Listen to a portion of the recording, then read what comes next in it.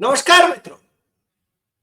आज हमारे साथ दिल्ली से वरिष्ठ पत्रकार, जिन्होंने 3-4 दशक से संसद कवर किया है, बिहार में आप हिंदुस्तान टाइम्स के वरिष्ठ संवाददाता के नाते भी कार्यरत रहे हैं और पूरे बिहार को जानते हैं। वैसे तो पूरे देश को जानते हैं। देश के राजनेताओं से बहुत निकट के संबंध रख के जानकारियां हासिल करी है जो और लोग नहीं हासिल कर पाते। ऐसे उमाकांत लखेड़ा जी, आप हमारे साथ जुड़े हैं तो आपका बहुत बहुत स्वागत है। आज बात करना है बिहार के विधानसभा चुनाव को आपने कैसे देखा उसकी, और अब तो 2 फेज मतदान के संपन्न हो गए। 14 नवंबर को रिजल्ट आना है, तो आप बीच में जो एग्जिट पोल आए, जो एनडीए को बढ़त दे रहे हैं, एनडीए की सरकार बना रहे हैं, सभी के सभी एग्जिट पोल, यानी जो कि गोदी मीडिया के एग्जिट पोल में कहूंगा, वो उस पर भी आपकी टिप्पणी हम चाहेंगे। उमाकांत जी, आपका फिर से एक बार स्वागत है और बिहार चुनाव पर आपका विश्लेषण सुनने के लिए हम और हमारे दर्शक आतुर हैं। उमाकांत जी। बहुत बहुत बहुत शुक्रिया डॉक्टर हरि देसाई साहब, आपने बुलाया और आपने दर्शकों से रूबरू करने का मौका दिया। देखिए, सबसे पहली बात तो ये है कि जो बिहार में जो चुनाव हुआ कल, दूसरे चरण का, दूसरे फेज का इलेक्शन खत्म हुआ और खत्म, ये मेरी रिपोर्ट है बहुत सारी जगहों से कि 8, साढ़े 7-8 बजे तक लोग पोलिंग बूथ के अंदर रहे, क्योंकि बहुत क्राउड कई जगह आ गया था। जब कॉम्प्लेक्स के अंदर जो चुनाव कॉम्प्लेक्स होता है, उसके अंदर वोटर अगर आ गया है तो उसको वोट डालने के बाद ही भेजा जाता है। मेरी समझ में बात ये नहीं आई कि जैसे ही पोल खत्म हुआ, उसके 5-10 मिनट में, कुछ मिनटों में ही एग्जिट पोल शुरू हो गया। तो सवाल ये है कि मतदान संपन्न हुआ नहीं, मतदान पूरा हुआ नहीं और एग्जिट पोल आ गया। ऐसा मुझे एज ए रिपोर्टर ये चीज़ें दिखाई दे रही हैं कि ये एग्जिट पोल पहले से ही तैयार करके रखा हुआ था। पूरा पाइपलाइन में था, फिगर पाइपलाइन में थी, कैलकुलेशन पहले से कर रखी थी और वक़्त का इंतज़ार था। और वक़्त का इंतज़ार भी ऐसा कि उन्होंने ये नहीं पूछा, कि ये नहीं रिपोर्ट पता लगी कि अभी वोटिंग चली रही है या वोटिंग खत्म हो गई है। और उसके पहले ही वो इतने उतावले थे, इतने वो उनका सब्र टूट रहा था कि उन्होंने कहा नहीं, नहीं, नहीं, नहीं, फटाफट करो। जो गरम-गरम होती है ना, गरम-गरम खीर मिल गई, बहुत अच्छी है, इसने कहा बहुत अच्छी है, तो गरम-गरम खीर खा ली और मुँह जल गया। तो ऐसी खीर का कोई फ़ायदा नहीं होता है। सवाल ये है कि आप अगर किसी जोश में हैं, तो जोश में होश मत खोइए। ग्राउंड रियलिटीज़ अलग होती हैं, अनुमान अलग होता है, पूर्वानुमान अलग होता है और एग्जिट पोल जब इसको कहते हैं आप, एग्जिट पोल का मतलब जो वोट डाल के बाहर निकलने वाला आदमी। वोट डाल करके, वोट डालने के बाद उसके हाथ पे स्याही लगी हुई है, फिर उसको आप पूछते हैं कि आपने किसको वोट दिया। आज के ज़माने में 90% लोग ये नहीं बताते कि उन्होंने किसको वोट दिया। मेरा अपना एक्सपीरियंस है। 90% लोग, आधे लोग कहते हैं कि साहब जिसको दे दिया, देना था दे दिया, नहीं बताते लोग। और बाकी 40% लोग आधी बताएँगे, आधी नहीं बताएँगे, इशारे में बताएँगे। और तो इस तरह की जो आकलन है, मैं उसको बिल्कुल भी साइंटिफिक ढंग से किया गया आकलन नहीं कहता। और एक और बात है कि बड़े पैमाने पर ये जो ज्ञानेश कुमार कह रहे थे ना कि शुद्धिकरण कर दिया हमने मतदाता सूची का, जैसे गंगा जल छिड़क दिया, मतदाता सूची पर गंगा जल छिड़क दिया तो शुद्ध हो गया। अब गंगा जल छिड़क दिया, उसके बाद भी अशुद्ध है, क्योंकि दर्जनों बूथ, दर्जनों सीटों पर लोग मतदान केंद्र पर गए, उन्होंने अपना नाम ढूंढा, उनका नाम नहीं मिला। उन्होंने कहा कि पिछले 40 साल से, 30 साल से, 35 साल से, एक आदमी तो वो थे, वो कह रहे मैं 50 साल से वोट डाल रहा हूं, उनका नाम काट दिया, वही रहते हैं गांव में। तो इस तरह की जो खबरें आ रही हैं, तो ये जो शुद्धिकरण का जो गंगा जल छिड़कने का जो नारा है, ये तो फ्रॉड है, ये तो फेक नरेशन है कि हमने शुद्धिकरण कर दिया। अगर आपने शुद्धिकरण किया है तो फिर ये जो 24-25 जून को जो आपने ये जो एसआईआर प्रक्रिया चालू की थी, लागू की थी, इसका मतलब ये फ्रॉड था, बिहार के लोगों पर एक फ्रॉड थोपा था आपने। और कोई गारंटी नहीं थी, लोग नहीं दी लोगों को कि सचमुच में मतदाता सूची शुद्धिकरण होगी। देखिए, चोरी जो है ना, 1 रुपए की हो या 1 करोड़ रुपए की, चोरी तो चोरी है। मेरा वोट अगर मेरे बूथ पर, आपका वोट अहमदाबाद में या अपने गांव में, अपने बूथ पर अगर आपका वोट डालने गए और उस बूथ में आपको वोट डालने की परमिशन नहीं मिली क्योंकि नाम ही नहीं है आपका, आपके पास वोटर कार्ड है, आपके पास आधार कार्ड है, वोटर कार्ड है, आपके पास सारे कागजात है, लेकिन आपका नाम नहीं है, तो एक भी व्यक्ति अगर वोट से वंचित रहता है तो उस वोटर सूची को मैं शुद्ध सूची नहीं कहता, मैं प्योर लिस्ट उसको नहीं कह सकता। ऐसे ही ज्ञानेश कुमार, और पिछले भी चुनाव, इस ज्ञानेश कुमार ने तो बड़े चिंगाड़े मार मार के जोर जोर से कहा कि देश, हमारा काम है, निर्वाचन आयोग का काम है कि देश के हर वोटर को वोट डालने का अधिकार देना और उसको हम प्रोटेक्ट करेंगे। सारी दुनिया ने देखा कि बिहार के एक विधानसभा है, वहां वोटर नदी पार वोट डालने के लिए जाते हैं, नाव से जाते हैं। तो वो नाव पर जब वो चढ़ने की कोशिश कर रहे थे तो पुलिस वालों ने लाठी मार के उनको भगाया। चुनाव आयोग का कहना है कि अगर एक भी वोटर है किसी कोने में, देश के किसी कोने में या राज्य में, और वो उसको बहुत दूर आना पड़ता है वोट डालने के लिए, तो हमारी पोलिंग पार्टी वहां पर बूथ स्टेब्लिश करेगी ताकि वो एक आदमी वोट डाल सके। यहां तो सैकड़ों लोग नाव पार करके, आपने वहां जो जहां नाव पार करके लोग जाते हैं, वहां पर आपने पोलिंग बूथ क्यों नहीं बनाया? क्यों नहीं पोलिंग स्टेशन बनाया आपने? जब आपको पता है कि ये नाव पार करके जाते हैं, और इसमें जो जो सिस्टम है चुनाव आयोग का, उसमें ये है कि नदी नाले अगर है, नदी है, नाला है, कोई ऐसा सिचुएशंस है, तो आप बूथ बनाइए वहां पे। आप इतना खर्चा कर रहे हैं, बेहिसाब पैसा बना रहे हैं। आप जो है, आपके राज्य गुजरात से 10 आईएएस ऑफिसर को ऑब्जर्वर बना के, वो पैदल तो नहीं गए आईएएस ऑफिसर राहुल गांधी की तरह, वो हवाई जहाज में चढ़े होंगे। कितने लोगों का हवाई जहाज का आना जाना, एयरपोर्ट तक के टैक्सी का खर्चा, उनको जो डेली टीए डी वहां जहां रुके होंगे, 5 स्टार से नीचे तो उनकी एकोमोडेशन रही नहीं होगी, तो वहां उनको टिकाना, उन पर आप कई करोड़ रुपए खर्च कर सकते हैं, लेकिन एक जगह बूथ नहीं बना सकते आपकी, क्योंकि आपको पता है कि यहाँ जो लोग जाएंगे उसको लाठी में पीट के पुलिस वाले भगा देंगे, तो वो वोट डालने नहीं जाएंगे। तो इस तरह की जो डबल स्टैंडर्ड्स हैं ज्ञानेश कुमार और इलेक्शन कमीशन के, ये एक्सपोज हुए हैं।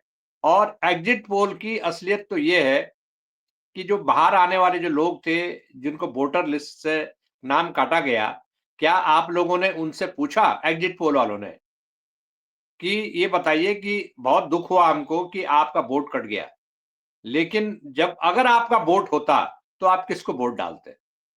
ऐसा पूछा किसी को? तो वो कहते हैं कि साहब हम भाजपा को वोट डाला या कांग्रेस को वोट डाला या आरजेडी को डाला या जनता, किसको भी डालते। तो सवाल है कि अगर ऐसे लोग 10,000 हैं पूरे राज्य में या 20,000 है जो जो वोट डालने गए और बाहर आकर के वो किसी पार्टी को वोट डाल लेते अपनी मर्जी की पार्टी से, हम तो नहीं कह सकते कि उसको डालना, वो उसके वोटर थे, उसके वोट, हम तो कहते हैं वो भाजपा के वोटर थे, हमें कह रहे हैं वो जनता दल के वोटर थे, किसी के भी वोटर थे। आपने उनसे जी। पूछा कि अगर आपका वोट होता तो आप किसको डालते? तो फ्री एंड फेयर इलेक्शन ये नहीं हो रहा है।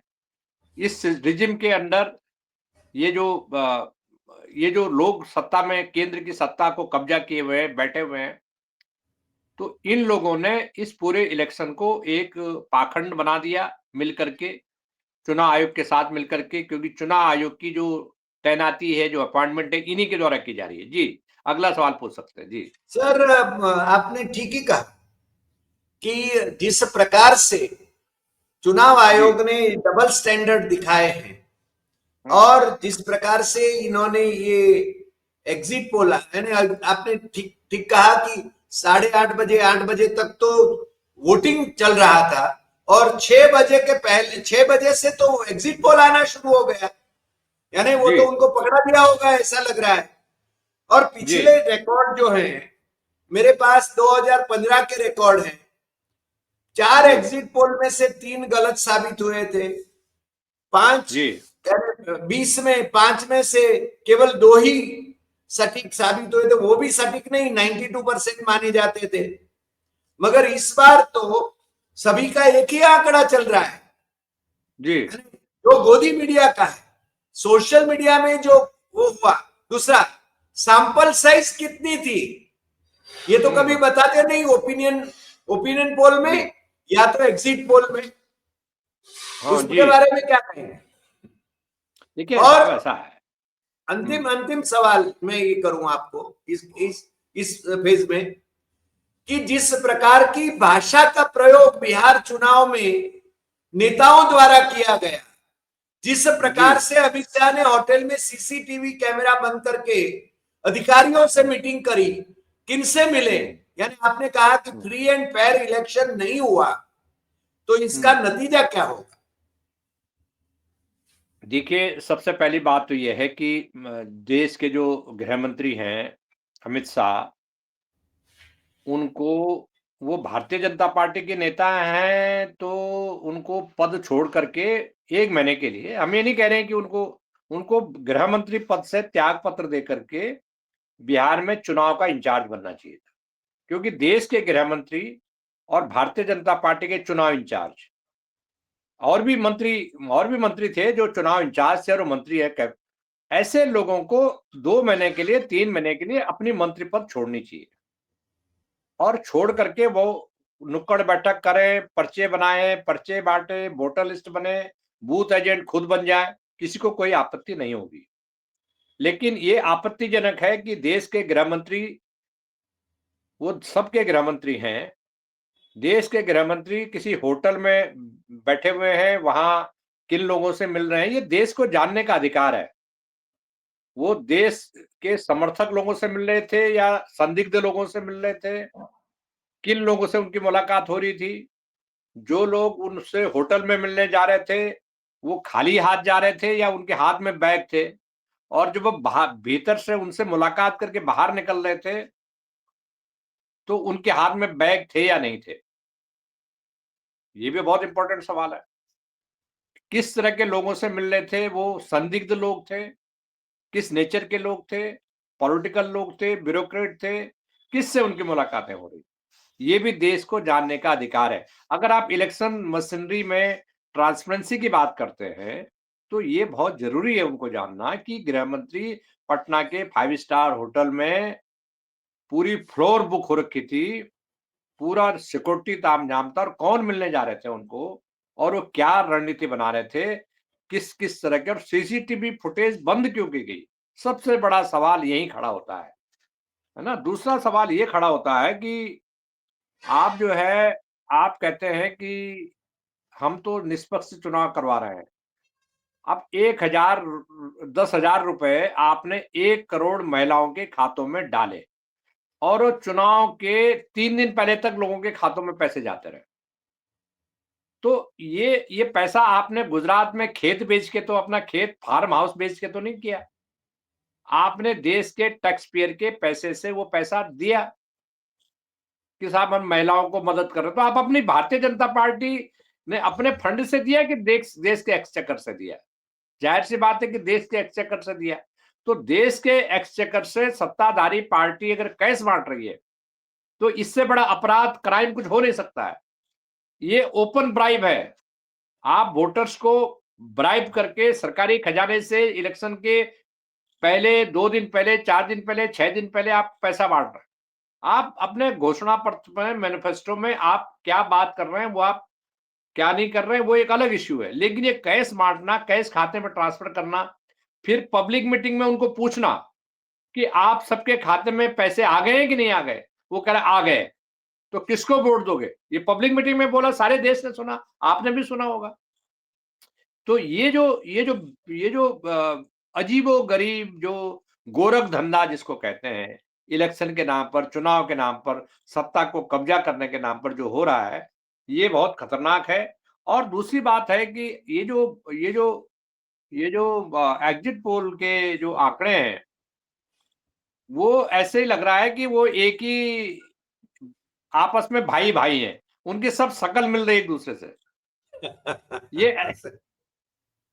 ये ये ऐसे हुआ कि जैसे दिल्ली से बस में बैठ के 20-25 लोगों को एक बस में बिठा दिया। उनको गाना सुनाया, एक ही तरह का ब्रेड रोल, खाना रास्ते में, चाय, नाश्ता। वो जो है फिर उनको एक होटल में टिकाया गया, एक साथ ले जा कर के। फिर एक ही व्यक्ति से उनको पूरी ब्रीफिंग दी गई। फिर उनको क्वेश्चन पेपर दिए गए कि ये सॉल्व करने हैं आपने। फिर वो जो सॉल्व पेपर भी उनको दे दिए गए। एक तो क्वेश्चन पेपर दिए, फिर सॉल्व पेपर भी दे दिए कि सही बात है। हाँ, इसका आंसर ये लिख दो। जी उसके बाद उनको ले गए कि चलो आपको पिकनिक पिकनिक मनाने ले जा लेते हैं। इलेक्शन हो रहा है बिहार में। इलेक्शन से पहले आपको इलेक्शन के दिन जो है आप बूथों पर पिकनिक मनाने चलते हैं। तो सारे लोग एक बस में बैठे, उनके हाथ में नोटबुक थी, डायरी थी, उनकी शूटिंग हो रही थी, फोटो खींचा जा रहा था। उसके बाद 2 लोग उमाकांत और हरि देसाई बाहर निकले। हमसे पूछा आपने किसको वोट दिया? हमने बता दिया इनको वोट दिया। तो वो जो बस में बैठे हुए सारे लोग जो ले गए थे, उन सारे लोगों से पूछ सारे लोगों ने हमसे और आपसे पूछा। उसके बाद उन्होंने अपना होटल जा करके उनको जो क्वेश्चन सॉल्व पेपर दे रखा था, उस सॉल्व पेपर उनको दिया। उन्होंने सॉल्व पेपर सॉल्व किया। उसके बाद वोटिंग हो रहा है, पोलिंग हो रहा है, 8 बजे तक पोल हो रहा है, 9 बजे तक रात पोल हो रहा है, उससे उनका कोई लेना नहीं। उन्होंने कहा 5 बजे तक तुम्हें नौकरी करनी है, तुम्हारा पेपर कहाँ है? सॉल्व पेपर अभी कॉपी आप पूरी हो गई? उन्होंने हाँ, हाँ साहब पूरी कर ली। तो फटाफट 4 बज गया, सबमिट कर दो कॉपी। सबमिट कर दिया, 5 बजे अपलोड कर दिया, हो गया चुनाव सर्वेक्षण। तो ये जो मजाक हो रहा है चुनाव सर्वेक्षण के नाम पर, ये पाखंड है, ये देश के लोकतंत्र को खत्म करने का और एक और बात है, ऐसा माहौल बनाने का। अब आप कहेंगे, अब क्या कहेंगे ये? अब ये सपोज़ करो मैं ये मान रहा हूँ कि ये जितनी वोटें एग्जिट पोल जीत रही है, हम मान लेते हैं कि ये एग्जिट पोल इतना ही आएगा। तो आ गया, तो बीजेपी का जो स्पोक्समैन है, जो भी एक्स वाई जेड जो भी होगा, उसको लोग पूछेंगे कि भई ये बताइए कि कैसे जीत गए आप लोग? उन्होंने कहा ये तो पहले से तय था और आप एग्जिट पोल देखिए। एग्जिट ये तो पहले से तय था कि हम जीत रहे हैं। हमारे मंत्री जी ने, प्रधानमंत्री जी ने महिलाओं से पूछा आप 10,000 मिल गया? उन्होंने कहा हाँ मिल गया। तो वोट हमको मिलेगा कि हाँ मिलेगा। उसके बाद एग्जिट पोल हुआ। एग्जिट पोल में हमने पहले कह दिया था और एग्जिट पोल ने भी वही किया जो हमने पहले कह दिया था। और हम जो जीते हैं, जो रिजल्ट निकला है, ये on the basis of exit poll निकला है। तो आप चुनौती कैसे दे सकते हो? मतलब आप भीतर से आपने खाया नहीं, आपका पेट खाली है, लेकिन बाहर से आपको टाई कोट पहना दिया, फर्स्ट क्लास जुल्फे-उल्फे बना ली, first class hairstyle, hairdressing कर ली, तो वो मुद्दा है। तो मुझे लग रहा है कि इससे बड़ा पाखंड, धोखा देश के लोकतंत्र के साथ हो नहीं सकता कि अगर इस तरह से चुनाव चलेंगे, आप लेवल प्लेइंग फील्ड कोई चीज़ होती है कि नहीं होती? आप एक पहलवान को, एक आदमी को 10 दिन तक खाना नहीं दिया आपने, उसको बोल दिया कि इस पहलवान से लड़ाई लड़ो। अरे ये पहलवान तो पहले से इतना मोटा हट्टा-कट्टा है, उसका पेट भी भरा हुआ है, उसने एनर्जी डोज़ भी ले रखी है। और एक आदमी जिसको 20 दिन तक भूखा रखा हुआ है, गरीब है, कमज़ोर है उसका शरीर, उसको कह रहा है इससे लड़ाई लड़ो। तो भारतीय जनता पार्टी की यही स्थिति है कि वो कमज़ोर पार्टियों से, जिनके पास पैसा नहीं है, दौलत नहीं है, उनके पास साधन नहीं है, गाड़ी नहीं है, घोड़ा नहीं है, उनका कार्यकर्ता नहीं है, क्योंकि कार्यकर्ता तो पेड होता है आजकल। 90% कार्यकर्ता पैसे से आता है। आपके पास तो कार्यकर्ताओं को देने के लिए पैसे हैं, उनके पास कहाँ से पैसे हैं? तो यही मैं कहना चाहता हूँ। जी, सॉरी, ये आपका ये आप सर, अंतिम सवाल, जी। चुनाव का रिजल्ट जो भी है, मुख्यमंत्री कौन बनेगा आपके हिसाब से? देखिए देखो पहले पहले मुर्गी पैदा हुई या पहले अंडा पैदा होगा, पहले तो उस पर बात करनी पड़ेगी। सवाल ये है कि अगर एनडीए का जो पक्ष में जो रिजल्ट आए हैं, बताए गए हैं, एग्जिट पोल के जो रिजल्ट है, एक मतलब ये तो कर ही दिया इन्होंने कि ये किसी भी तरह साम दाम दंड भेद से अपनी सरकार बनाने की कोशिश करेंगे। तो इनके पास 2-3 दिन से ये एक राग शुरू कर दिया इन्होंने कि नीतीश ही हमारे नेता हैं, नीतीश ही मुख्यमंत्री थे, वो आगे भी वही बनेंगे। कल एक इनके प्रवक्ता टीवी पर भी बोल रहे थे नीतीश ही मुख्यमंत्री बनेंगे। हालाँकि मोदी ने और अमित शाह ने नहीं बोला। अमित शाह ने तो कहा कि विधायक तय करेंगे। तो सवाल है कि जब अमित शाह ने कहा कि विधायक तय करेंगे, तो ये प्रवक्ता टीवी पे आकर के क्यों बोल रहा है नीतीश ही मुख्यमंत्री बनेंगे? इसका मतलब ये अमित शाह झूठा है या मोदी झूठे हैं या बाकी लोग झूठे हैं। तो ये प्रवक्ताओं को ये क्यों कहा गया है कि तुम ये टीवी चैनल पे बोलो कि नीतीश से मुख्यमंत्री बने? ये तो कह रहे हैं ना विधायक दल के विधायक चुनेंगे, एमएलए जो चुन के आएंगे वो चुनेंगे कि ये पार्टी प्रवक्ता टीवी चैनल पे घोषित करेगा। तो इससे इससे इससे बड़ी अपमानजनक स्थिति है। नीतीश कुमार के लोग बहुत नाराज हैं। नीतीश कुमार खुद बहुत नाराज हैं इन लोगों से और नीतीश कुमार के बारे में ये कहा जाता है कि वो क्या करेंगे इनको पता नहीं है। और मैं आपको अभी कुछ नहीं कह सकते, रिजल्ट आने के बाद भी कुछ नहीं कह सकते, इतना भी मैं आपको बता दूं। रिजल्ट निकलने के बाद एनडीए जीत भी गया, मतलब नीतीश कुमार और बीजेपी मिलकर के 150 भी ले आते हैं, या 140 भी ले आते हैं, 148 भी ले आते हैं, उसके बाद भी कोई गारंटी नहीं है कि मुख्यमंत्री कौन बनेगा, क्योंकि बीजेपी को, अमित शाह और मोदी को वो आदत पड़ गई है, पर्ची से मुख्यमंत्री बनाने की आदत पड़ी है। वो आदत इनकी जल्दी से जाएगी नहीं। तो ऐसा लगता है कि ये नीतीश कुमार की तो पूरी तैयारी है। नीतीश कुमार का मन पूरी तरह इनसे खट्टा हो चुका है। बिल्कुल वो विरक्ति जिसको कहते हैं, विरक्ति हो चुकी है। वो बीजेपी के साथ अब भविष्य में कोई सौदा करना नहीं चाहते। लेकिन उनके सामने चूँकि उनके सामने कोई ऑप्शन नहीं था, तो वो ऑप्शन नहीं था तो उन्होंने मजबूरी में इनसे समझौता किया हुआ है। कल क्या होगा, रिजल्ट निकलने के बाद क्या होगा, किसी को नहीं पता। विपक्ष जीतेगा तो वहाँ तो तेजस्वी तय पर है। कोई भी विरोधाभास नहीं है।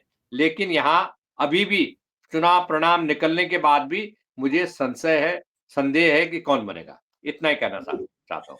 जी लकीड़ा साहब, आप हमारे साथ जुड़े और जिस प्रकार से आपने हल्के फुल्के अंदाज में भी जो बातें करी, जो कि बहुत गंभीर बातें हैं लोकतंत्र को बचाने के लिए, ये आपने बातें करी और लोकतंत्र पर जो खतरा मंडरा रहा है, देश के लोकतंत्र पर, और जिस प्रकार से चुनाव हाईजैक हो रहे हैं, राज्य सरकारें चोरी की जा रही हैं, ये आपने आगाह किया। इसके लिए मेरे ख्याल से दर्शकों को भी जागरूक रहना चाहिए और आपका बहुत बहुत धन्यवाद।